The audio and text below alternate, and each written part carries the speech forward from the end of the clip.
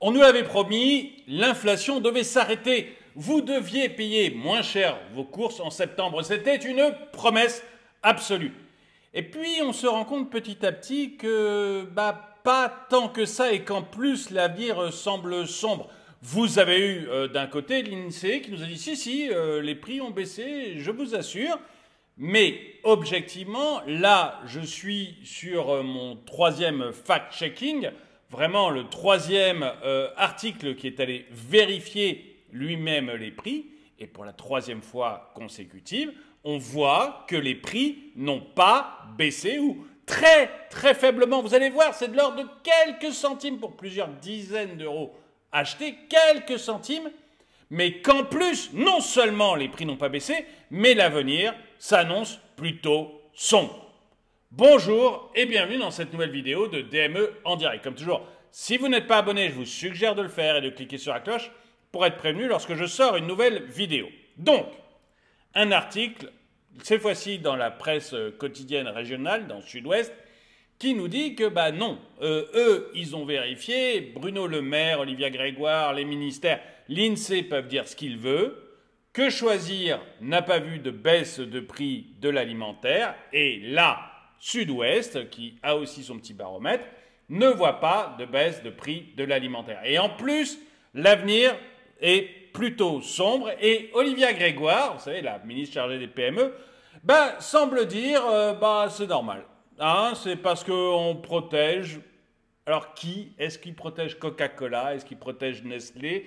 Bon, ils vont pas jusque-là, mais pas loin quand même. Vous allez voir tout à l'heure la réponse du ministre là-dessus. Mais commençons par le commencement. On va commencer par voir que non. Non, quoi qu'on nous dise, les prix n'ont pas baissé. Inflation. Malgré les promesses, le panier moyen ne baisse quasiment pas en septembre et l'horizon s'assombrit. En septembre, la tendance dans la grande distribution n'a de baisse que le nom.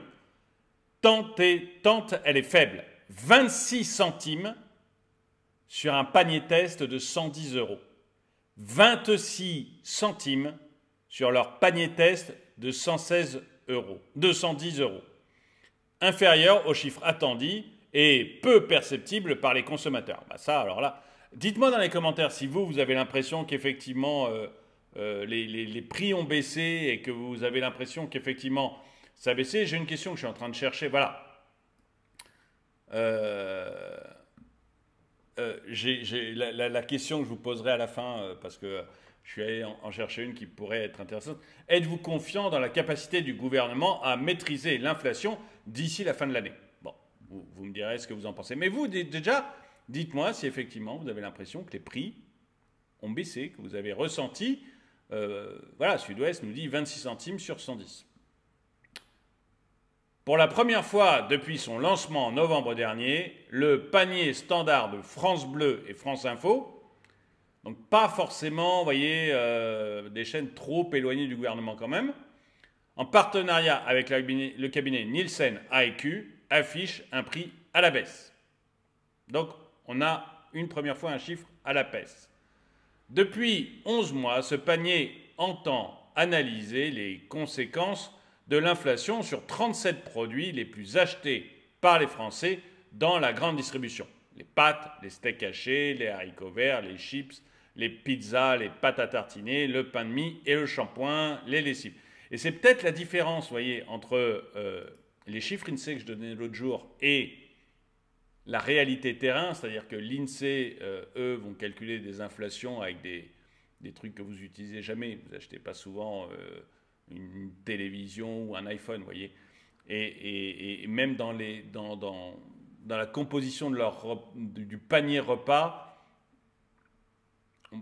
panier caddie, si vous voulez, du caddie, on peut se demander si, s'ils ne sont pas aussi farfelus qu'ils le sont pour l'inflation générale. Je ne dis pas qu'ils... Vous voyez, farfelu, je ne fais pas un procès d'intention à l'INSEE. Comme ça qu'ils calculent, c'est comme ça qu'ils calculent. Mais, voilà, je suis plus concentré, moi, sur les chiffres réels, entre guillemets, du caddie, voilà, ou avec des produits les plus utilisés par les Français. Donc c'est pour ça qu'il y a peut-être, à mon avis, un écart entre ce que nous dit l'INSEE, c'est-à-dire ça va mieux, et la réalité constatée. C'est toujours une bonne nouvelle d'entendre parler du mot baisse, mais à ce niveau-là, il est difficilement perceptible par les consommateurs, relativise Emmanuel Kahn, expert inflation et prix chez Nielsen IQ. En effet, le coût total du panier s'élève en septembre à 109,61 €, soit 26 centimes de moins que le mois précédent, une baisse de 0,2%. 26 centimes. Vous voyez, on ne le sent pas, ce n'est pas perceptible. C'est pour ça que je mets comme titre que les promesses ne sont pas tenues, quoi. On n'y est pas du tout, et ça va s'aggraver. Un recul encore dérisoire si on le compare à l'augmentation fulgurante des prix ces derniers mois. À son lancement, le panier France Bleu coûtait 20 € de moins qu'aujourd'hui. On a eu une augmentation de 20 € sur le panier, là on a une baisse de 26 centimes. Vous voyez, c'est pas la mesure. Ces dernières semaines, le gouvernement avait pourtant multiplié les promesses. Les prix bloqués sur 5000 références d'un côté, mais aussi avancement du calendrier des négociations entre industriels et distributeurs. On va voir d'ailleurs ce qui va se passer avec cet avancement. On va voir qu'en fait, d'après Leclerc, c'est pas bon. C'est pas bon du tout ce qui arrive. D'après Leclerc, moi je ne suis pas distributeur. Hein. Moi je ne vous donne pas mon avis parce que je ne suis pas dans les négociations, je ne suis pas distributeur. Mais quand je vois Leclerc qui dit ça, alors que c'est quand même un des leaders au niveau prix, j'attends de voir ce que vont dire Système U et Lidl, mais vous voyez qu'il y a un problème. Mais aussi avancement du calendrier donc de négociation entre industriels et distributeurs afin de répercuter le plus rapidement possible les baisses des matières premières.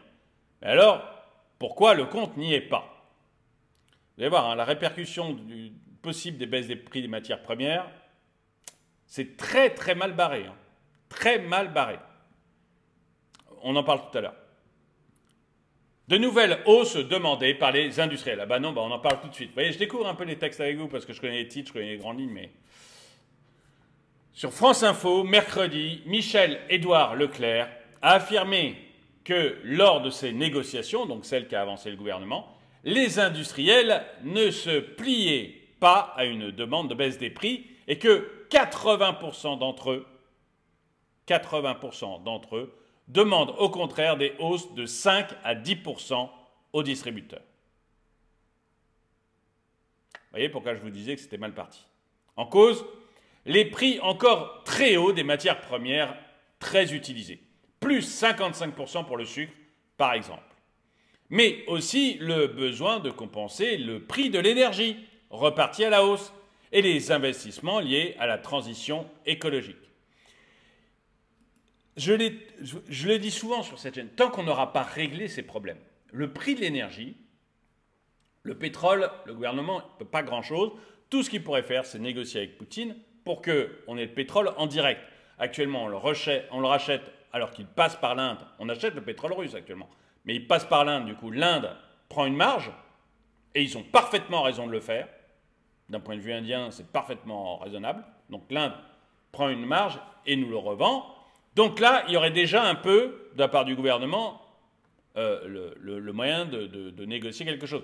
Mais évidemment, ça ne serait pas bien pensant. Ça serait avouer qu'on a fait des grosses conneries.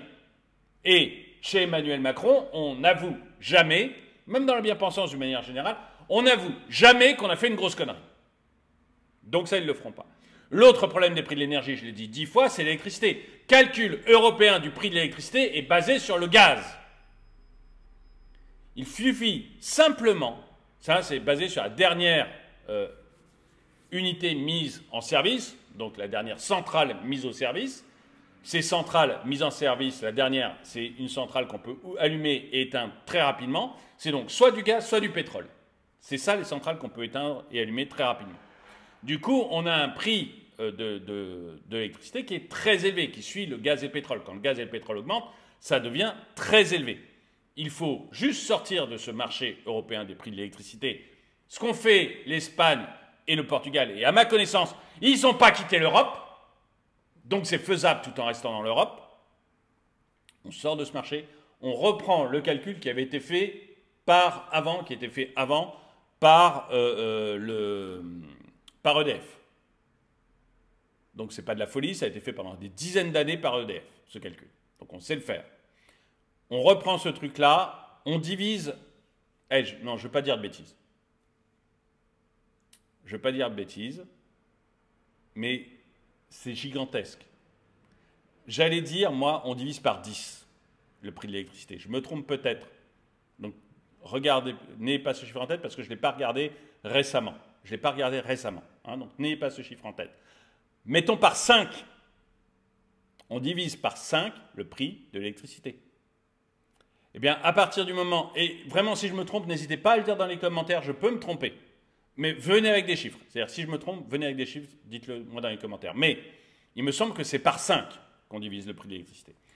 Vous imaginez bien que si vous divisez par 5 le prix de l'énergie, vous baissez tout de suite les problèmes des industriels.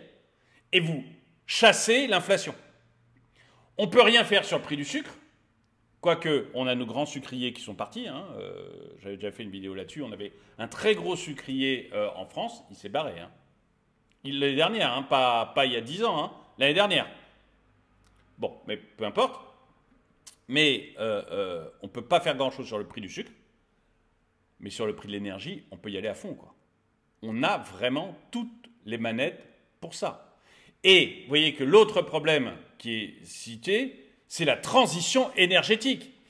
La transition écologique, c'est en train de nous tuer. Il faut arrêter ces conneries. Les industriels le disent, c'est des coûts gigantesques. J'ai fait des vidéos là-dessus, c'est des coûts gigantesques. L'an prochain, l'État français va dépenser plus de 30 milliards dans cette bêtise. À un moment, on essaye de baisser tous les coûts. Je vous rappelle qu'on vous fait travailler 2 ans de plus pour la retraite, on vous fait travailler 2 ans de plus pour 14 milliards. Et bien pour la transition écologique, on fait x2. 30. Et j'ai trouvé un moyen pour que vous partiez à la retraite à 62 ans au lieu de 64. On arrête ces conneries.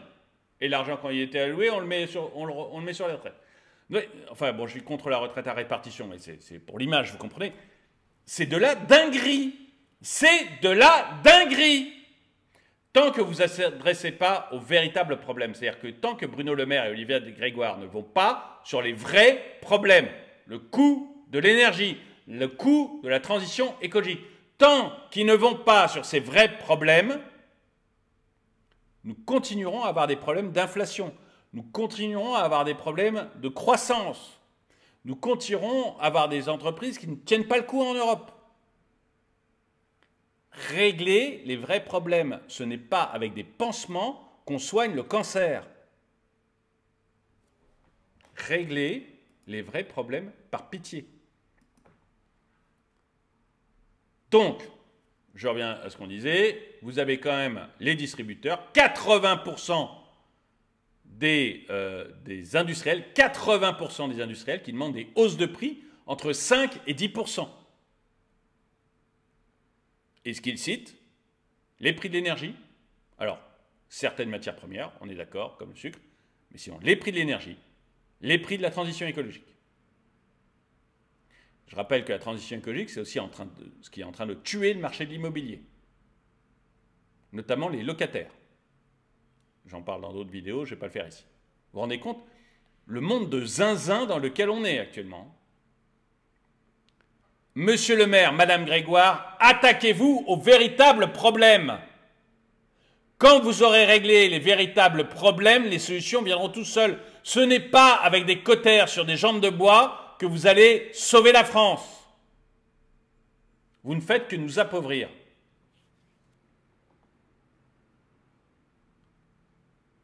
Parallèlement, les 5000 références dont les prix doivent être bloqués ne le seront pas avant janvier 2024. Et dans des proportions moindres.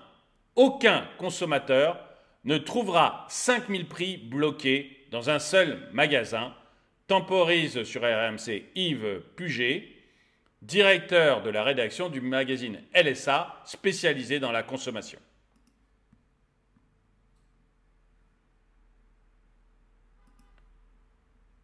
Vous voyez, quand je parle des promesses non tenues, ces gouvernements, c'est les ministères de la parole. C'était le cas déjà avant, hein, très souvent, mais là maintenant ça devient un art.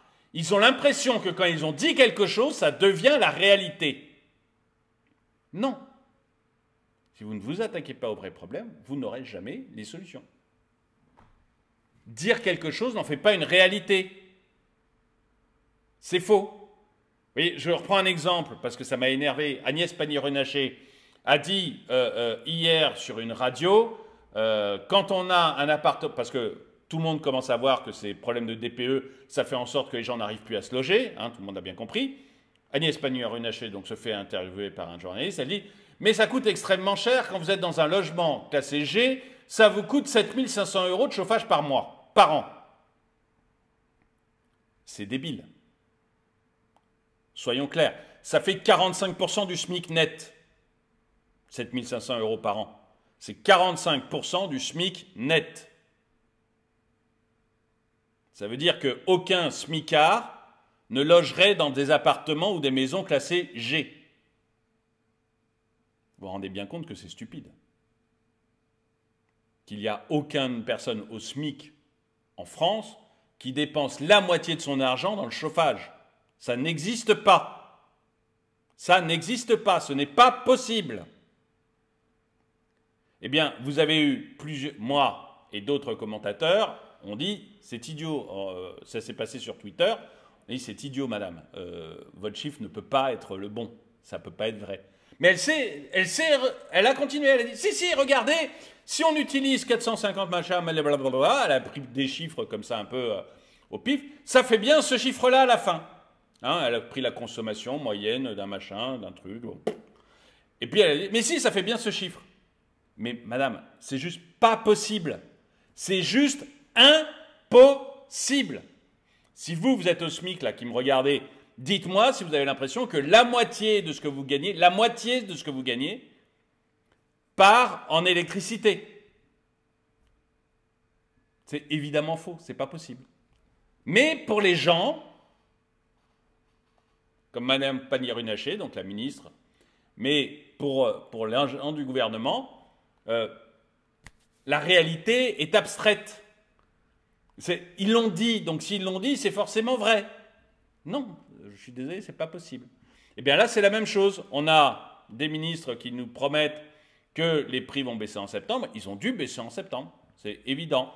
Ils nous disent que l'on va bloquer 5000 prix. On va bloquer 5000 prix, c'est évident. C'est les ministères de la parole.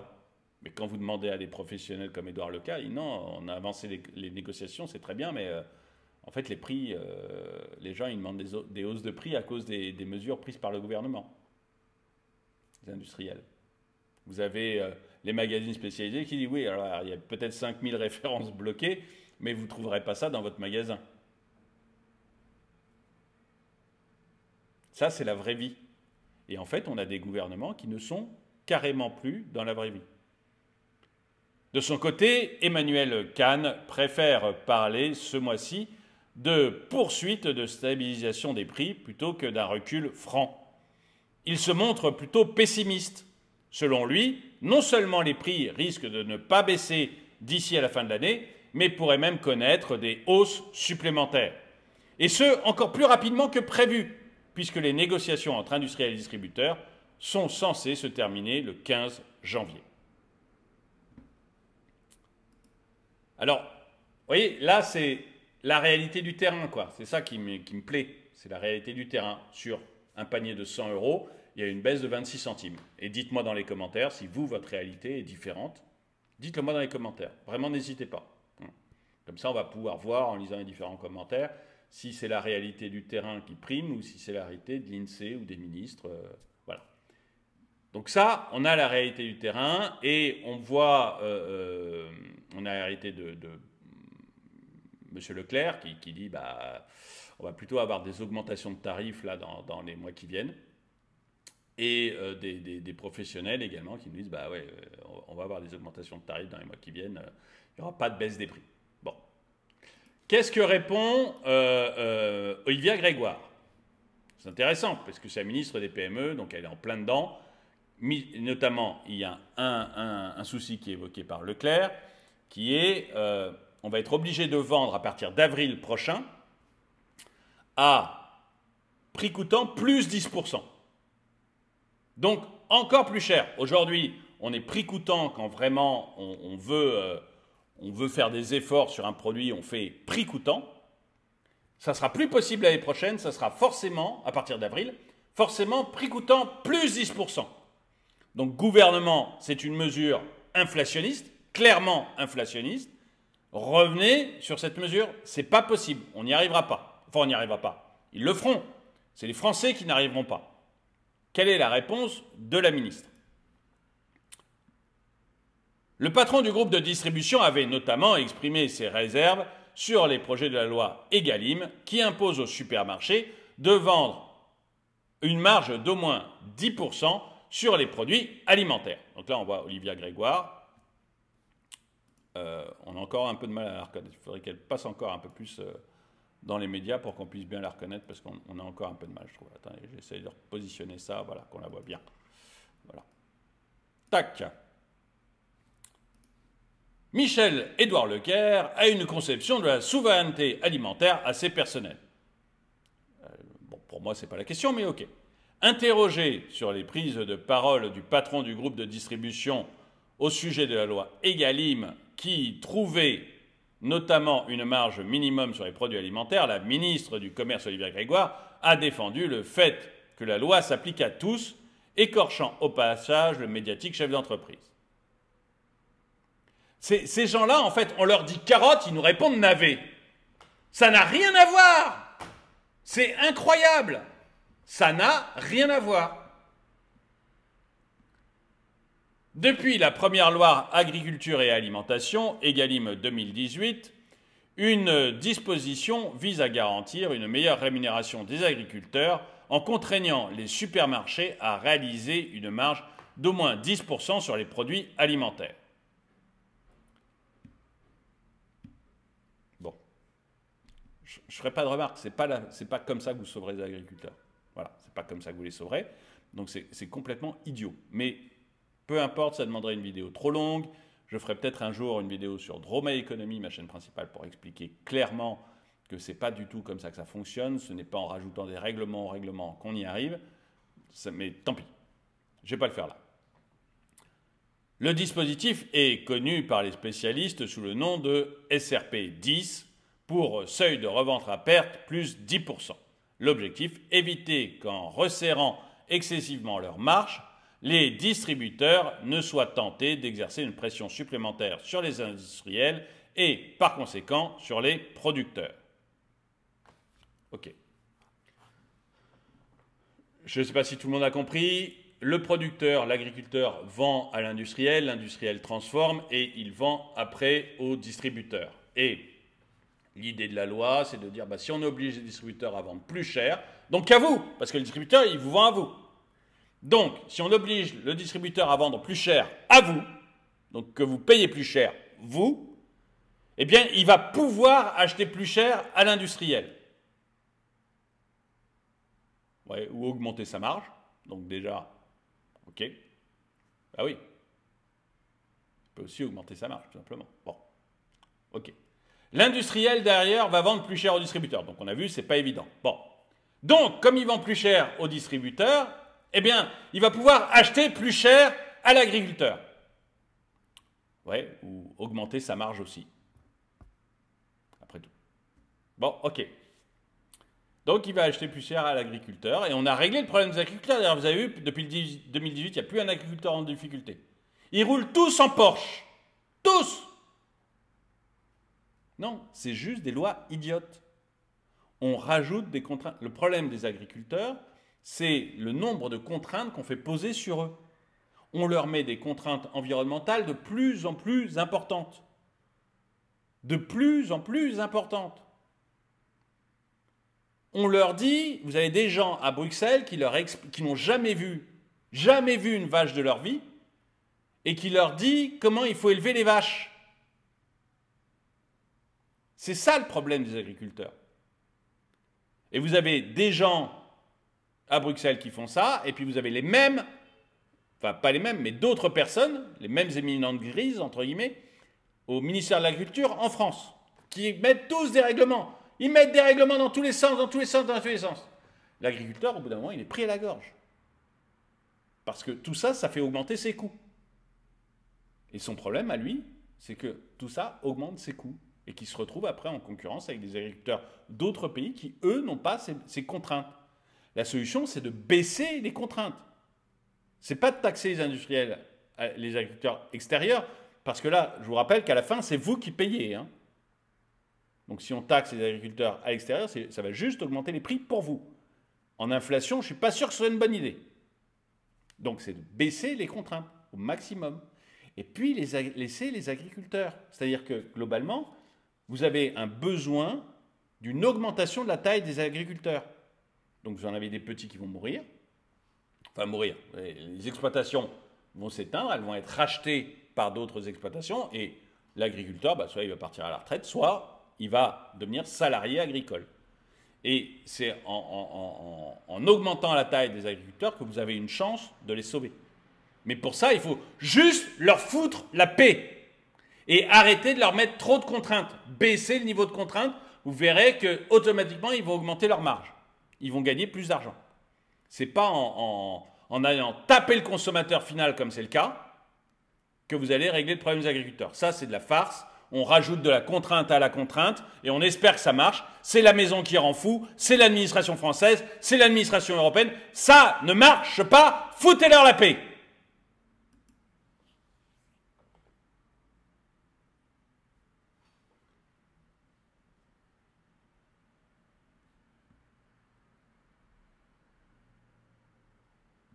Michel-Édouard Leclerc avait déploré que cette mesure s'applique sans distinction. On nous oblige à prendre une marge de 10% sur des produits qui ne sont absolument pas produits en France et qui n'impactent pas le revenu agricole. Pourquoi on nous oblige à prendre des marges sur l'alimentaire ? S'était-il interrogé. Oui, parce que non seulement c'est une crétinerie, comme je viens de l'expliquer, mais en plus, on fait exactement la même chose, que ce soit Nestlé qui produit ailleurs, que ce soit Coca-Cola qui ne produit pas, à mon avis, avec des produits d'agricoles français, je veux dire, où que soit fabriqué le produit, même s'il ne dépend pas des agriculteurs français. Déjà, c'est une crétinerie, comme j'ai expliqué, de penser que ça va améliorer le sort des agriculteurs français, mais en plus, même s'il n'est pas français, on continue à demander marge plus 10. Ça veut dire concrètement qu'on augmente l'inflation, ça veut dire concrètement qu'on va vous obliger, vous, à payer plus cher. Donc, si on est dans le rêve et qu'on croit qu'effectivement ça améliore la condition de vie de l'agriculteur français, bon, je vous ai expliqué, je pense que c'est une connerie. Mais si on est dans le rêve et qu'on y croit, bon, très bien. Est-ce qu'on a besoin d'améliorer le niveau de vie de l'agriculteur allemand, espagnol, portugais, italien, brésilien, américain, australien et chinois? Est-ce que nous, Français, on a besoin de ça? Donc si vraiment on veut faire quelque chose, on peut déjà distinguer. OK pour les Français. Bon, peut-être que la loi européenne va nous obliger à dire OK pour les Européens, pas les agriculteurs européens. Mais les Américains, les Brésiliens, les Australiens, les Chinois, pourquoi?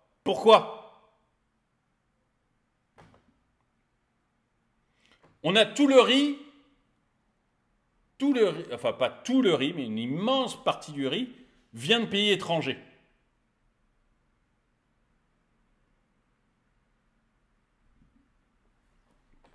C'est un exemple que je donne. C'est pas, voilà, il n'y a pas que le riz, heureusement. Mais... Donc, Leclerc dit, on pourrait distinguer. Dire, écoutez, quand ça vient de producteurs français, à la limite européens, si vraiment le droit nous bloque, OK. Encore une fois, c'est une bêtise, mais OK. Par contre, pourquoi Coca-Cola? Pourquoi Coca-Cola?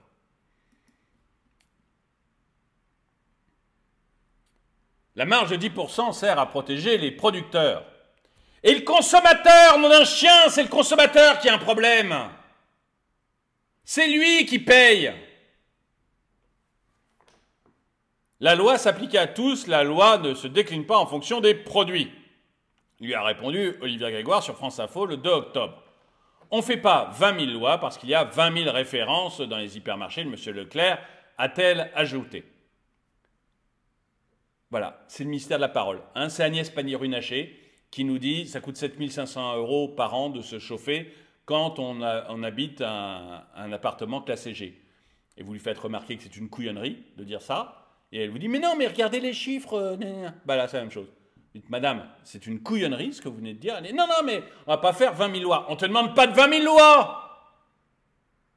On te demande de pouvoir différencier Coca-Cola de Bonduelle. L'agriculteur français à la limite européen de l'américain et de l'australien. Pas 20 000 lois. Mais, voilà, comme Agnès Pannier-Runacher qui vous sort plein de chiffres complètement abscons pour vous prouver que son idée est vraie alors que c'est pas possible, alors que c'est tout simplement pas possible.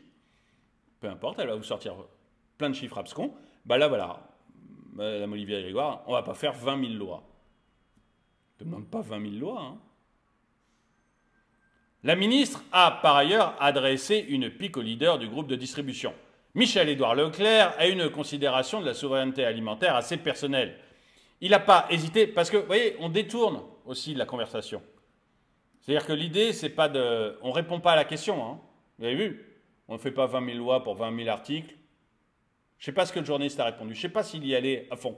Le journaliste qui avait interviewé Agnès Pannier-Runacher lui a pas dit, attendez, 7 500 €, ça me paraît complètement dingue votre chiffre. Comment fait un smicard? Il n'y a que des riches qui habitent dans les passoires thermiques? Parce qu'il faut des riches hein, pour payer ce chiffre-là. Donc le journaliste, évidemment, qui s'adresse à Agnès Pannier-Runacher, n'a pas relevé. Mais là, je serais curieux de savoir ce que le journaliste qui a interviewé Olivier Grégoire sur France Info lui a dit. Madame, ce n'est pas 20 000 références qu'on vous demande, c'est juste deux lois. Un européen, un producteur européen et un producteur non européen. Pas très compliqué. Je pense qu'il ne lui a pas dit parce que, d'abord parce qu'on a des journalistes qui ne comprennent quand même pas grand-chose à l'économie, mais en plus, parce qu'en France, on n'est pas, vous savez, il y a deux types de journalistes. Hein, il y a ceux qui écrivent ce qu'on leur dit d'écrire et puis ceux qui sont au chômage. Hein.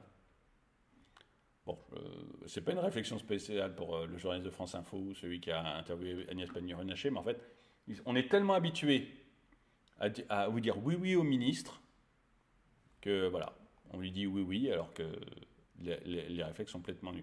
Et donc, derrière, elle ne répond pas, elle renvoie un pic à Michel-Édouard Leclerc pour essayer de se sortir d'affaire et faire passer la pilule comme ça. Bon. Michel-Édouard Leclerc a une considération de la souveraineté alimentaire assez personnelle.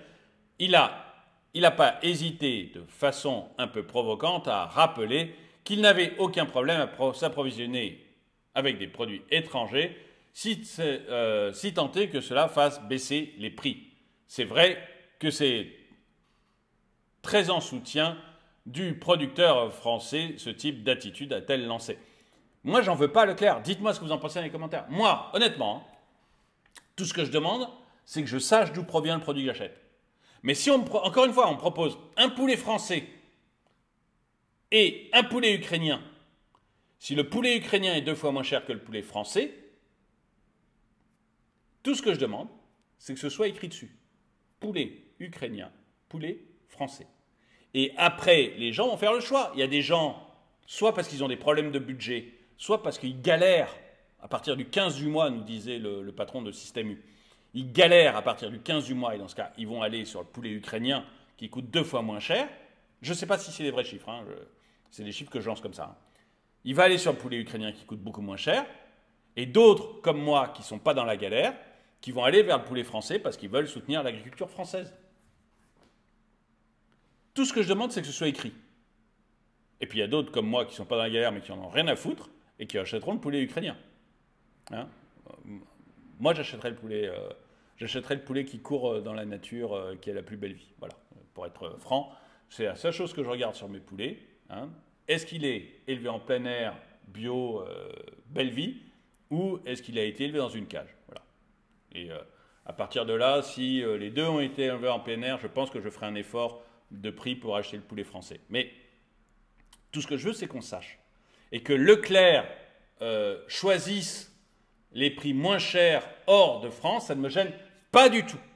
À partir du moment où c'est écrit et où on le sait.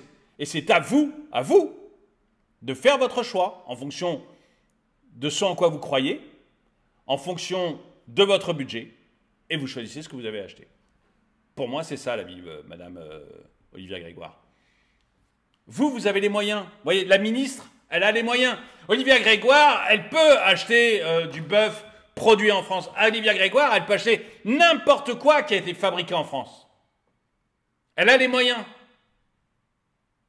Elle gagne très bien sa vie en tant que ministre.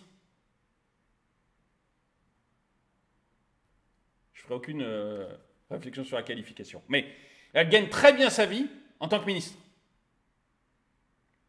Mais vous avez des gens qui vivent durement, qui ont du mal à partir du 10, du 15 du mois, nous disait le patron de Système U. Bah, eux, ils disent peut-être merci à M. Leclerc pour aller acheter du poulet, du bœuf, de la nourriture hors de France. Ça ne soutient peut-être pas l'agriculture française, mais ça sauve peut-être des gens. C'est peut-être aussi pour ça que Leclerc a augmenté son nombre de clients de 800 000.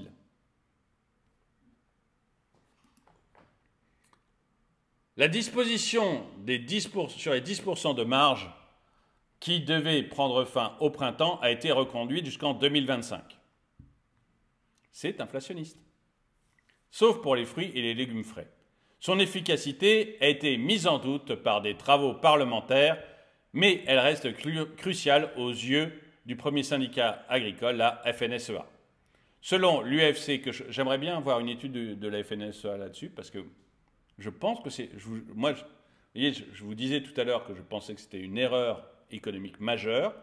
Visiblement, les parlementaires qui ont enquêté là-dessus ont la même réflexion que moi. La FNSEA n'est pas d'accord, mais j'aimerais vraiment avoir les chiffres de la FNSEA pour pouvoir en parler. Si vous avez un article ou n'importe quoi de la FNSEA qui en parle, ou si vous êtes agriculteur, envoyez-moi un message, un mail. Hein. Mais le mail, c'est sur ma chaîne. Vous allez dans la partie, je crois, à propos, il y a mon mail. Vous m'envoyez un mail avec les chiffres, avec l'article, avec ce que vous voulez. Et là, j'en parlerai, enfin, j'étudierai le truc et on pourra... voilà, je suis prêt à changer d'avis, hein, mais pour l'instant, je pense que c'est une bêtise. Je pense que ça ne favorise même pas les agriculteurs. Tout ce que ça fait, c'est que vous payez, le consommateur paye plus cher, et derrière, y a quelqu'un qui augmente ses marges. Ça peut être la grande distribution, ça peut être l'industriel. Je ne pense pas que ce soit l'agriculteur. Selon l'UFC Que Choisir, les consommateurs sont les principaux perdants de cette disposition. Voilà, l'UFC Que Choisir est d'accord avec moi. Une commission du Sénat avait estimé que les opérations promotionnelles à prix coûtant auraient pu représenter 600 millions d'euros d'économies potentielles chaque année pour les clients des grandes surfaces. Le Sénat fait ils font de très bonnes études, le Sénat. Il faut regarder ça. Ils l'avaient fait sur McKinsey, ils l'ont fait sur d'autres choses. Les rapports sénatoriaux sont de très bonne qualité. Ils l'ont fait sur l'électricité, sur EDF, etc. Les rapports sénatoriaux sont de très bonne qualité. Moi, je voyais de moins en moins l'utilité du Sénat. Depuis l'histoire du Covid, l'histoire de McKinsey, l'histoire d'EDF, je trouve que ça a upgradé à fond et qu'on a maintenant des rapports sénatoriaux qui sont de très très bonne qualité. Et là, effectivement, on voit 600 millions d'euros d'économies potentielles chaque année. Madame Olivia Grégoire, est-ce que vous avez à ce point réussi à maîtriser l'inflation, à nous faire vivre agréablement, qu'on peut s'asseoir sur 600 millions d'euros, on peut s'asseoir sur 600 millions d'euros d'économies chaque année. En avril prochain, il arrive encore des nouvelles mesures, avec la fin des super promos. Madame, excusez-moi, est-ce que vous êtes sûr qu'en avril prochain, il n'y aura plus d'inflation et que dans ce cas, les Français seront ravis de ne plus voir les super promos, qui est aussi un geste inflationniste. J'aimerais bien qu'un journaliste demande ça à Olivier Grégoire, oui. J'aimerais bien qu'il y ait ce genre de choses. Et vous, donc, je vous demande, avant de finir, est-ce que vous êtes confiant dans le gouvernement, Bruno Le Maire, Olivia Grégoire dont je viens de parler? Est-ce que vous avez confiance dans leur capacité à maîtriser l'inflation, à faire baisser les prix d'ici la fin de l'année? Dites-le moi dans les commentaires. En tout cas, merci d'avoir regardé cette vidéo. Mettez-lui un pouce vers le haut, commentez-la, partagez-la. Merci à tous ceux qui soutiennent la chaîne. Et moi, je vous dis à très bientôt.